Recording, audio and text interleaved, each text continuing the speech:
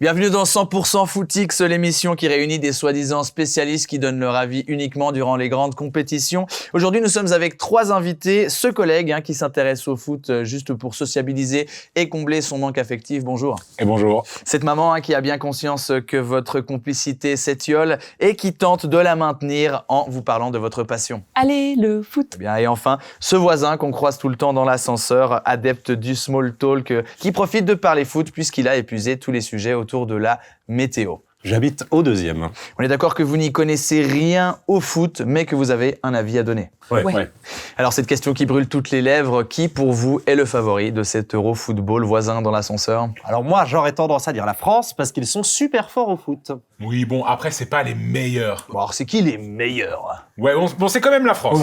Après, il y a aussi l'Angleterre qui sont super forts au foot. Ouais, mais moins bon. Bon, après, ils ont quand même inventé le sport. Donc il y a... Ouais, avec le Brésil. Ouais.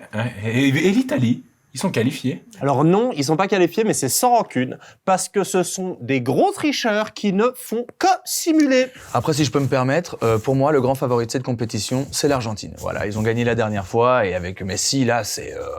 Oui, bon, de toute façon, à la fin, c'est toujours l'Allemagne qui gagne. J'enterrerai pas si vite les Real de Madrid. On dit pas les Réaux. C'est vrai que depuis qu'ils ont acheté Mbappé à la France, Bon, comme moi j'aime bien le dire, le plus important, c'est la possession. la possession de quoi ? La possession de football, monsieur. Très bien. Maman, on vous a pas beaucoup entendu sur votre favori de cette Eurocoupe. Oui, c'est vrai. Alors moi, j'aurais pas parié sur l'Allemagne après les qualifs, mais je dois dire quand même que l'arrivée de Nagelsmann provoque un déclic offensif. Et puis, pardon, mais entre Rudiger qui fait une saison très solide, Toni Kroos qui est milieu def, qui va partir à la retraite, la chance, et Musiala qui explose au Bayern, moi je pense qu'ils peuvent gagner. Ouais, grave.